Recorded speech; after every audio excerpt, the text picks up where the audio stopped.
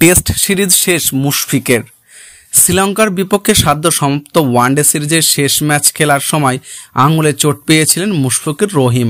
সেই চোট গুরুতর হওয়ায় টেস্ট সিরিজে এই উইকেটকিপার ব্যাটারের খেলা নিয়ে শঙ্কা দেখা দিয়েছে। যদিও তাকে পেতে শেষ মুহূর্ত পর্যন্ত অপেক্ষা করবে টিম ম্যানেজমেন্ট। গতকাল শেষ ওয়ানডেতে উইকেট কিপিংয়ের সময় চোট পান মুশফিক। তাসকিন আহমেদের করা বল তালুবন্দি করতে গেলে সেটি আঘাত করে মুশফিকের ডান হাতের বৃদ্ধা আঙুলটিতে।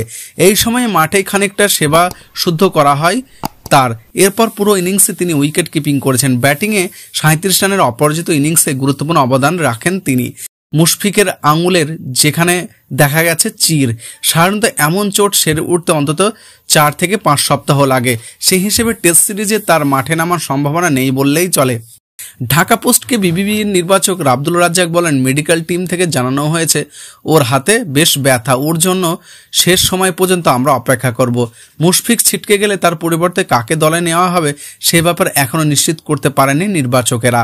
এ প্রসঙ্গে রাজ্জাক বলেন, যদি না হয় তখন তো বিকল্প খেলোয়াড় নিতেই হবে।